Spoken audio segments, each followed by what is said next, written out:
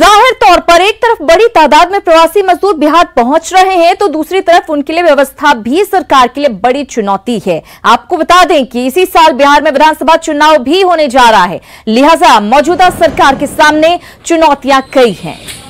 अब तक 15 लाख प्रवासी मजदूर बिहार पहुंचे हैं। 27 लाख से ज्यादा मजदूरों की वापसी के आसार हैं। इसके साथ ही मजदूरों की वापसी के बाद संक्रमण में जिस तरह से इजाफा हो रहा है वो एक बड़ी चुनौती है। 2 हफ्ते में बिहार में कोरोना के केस 3 गुना बढ़ गए हैं। अंदाजा लगा सकते हैं आप, लाखों लोगों के क्वारंटीन की व्यवस्था बड़ी चुनौती सरकार के लिए बन गई है। वहीं कोरोना संक्रमण से गांव को बचाना बेहद जरूरी हो गया है, क्योंकि अगर वहां पर फैला कोरोना तो बहुत दिक्कत हो जाएगी। आबादी के अनुपात में संसाधनों की भारी कमी है और बड़ी राशि के खर्च से अर्थव्यवस्था पर असर भी पड़ रहा है। मजदूरों को रोजगार देना सरकार के लिए बड़ी चुनौती बनी हुई है। सरकार के सामने एक के बाद एक कई चुनौतियां। बिहार में इसी साल विधानसभा चुनाव होना है, जाहिर है बड़ी दिक्कत सरकार के लिए कही जा सकती है। हम आपको बता दें कि पिछले कुछ दिनों में काफी तेजी के साथ आंकड़ा बढ़ा है। करीब 2 महीने बाद आज से देश भर में हवाई यात्रा की शुरुआत हो गई है। लंबे समय से अपनों से दूर फंसे लोग यात्रा से खुश तो हैं, लेकिन इस बार सफर का अंदाज थोड़ा बदला सा नजर आया। यात्रा के तौर तरीकों से लेकर फ्लाइट के अंदर की तस्वीर भी काफी बदली हुई थी।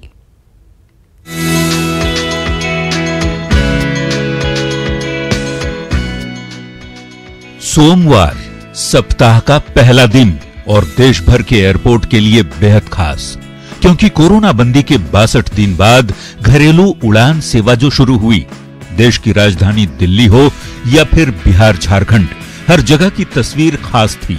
अरसे बाद एयरपोर्ट पर यात्रियों की चहलकदमी दिखी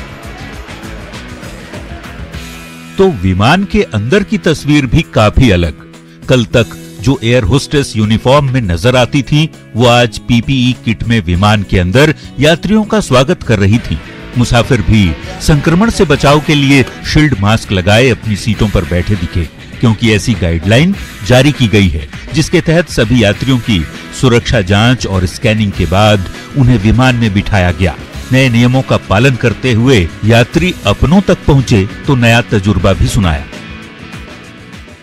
वैसे बहुत फर्क तो है ही ना, जो पहले होता था आज के डेट में दिस इज न्यू एक्सपीरियंस। समझ में नहीं आ रहा था कि पहले जो होता था उसकी तुलना में आज के डेट में बिल्कुल ही नया एक्सपीरियंस है।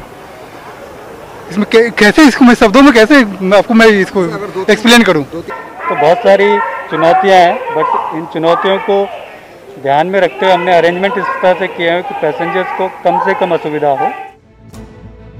2 महीने बाद यात्रा कर रहे पैसेंजर सरकार के कदम की तारीफ कर रहे हैं और इसे समय की जरूरत भी बता रहे हैं। नहीं, मेरे हिसाब से तो ठीक है, अगर प्रिकॉशन के साथ होगी तो ठीक है, अगर पूरी सावधानियां रखेंगे तो फ्लाइट चलना ठीक है।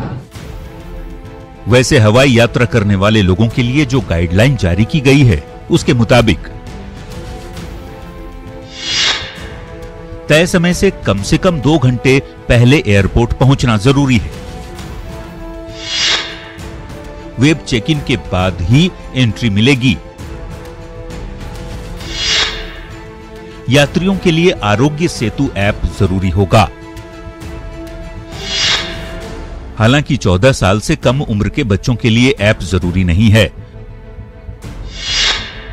बैगेज टैग डाउनलोड कर सामान पर चिपकाना भी होगा। डिपार्चर और अराइवल एरिया में ट्रॉली नहीं मिलेगी। फ्लाइट में खाना नहीं मिलेगा, साथ ही खुद का खाना भी नहीं ले जा सकेंगे। कोरोना और लॉकडाउन की वजह से सरकार ने बीते 25 मार्च से ही घरेलू यात्री उड़ानों को पूरी तरह बंद कर दिया था। अंतर्राष्ट्रीय उड़ानें तो 22 मार्च से ही बंद हैं। हालांकि मालवाहक उड़ानें और स्पेशल फ्लाइट्स का ऑपरेशन जारी था, लेकिन घरेलू यात्री सेवा बहाल होने से अब हजारों लाखों लोगों ने बड़ी राहत की सांस ली है। न्यूज़ 18 के लिए पटना से अमित सिंह के साथ ब्यूरो रिपोर्ट।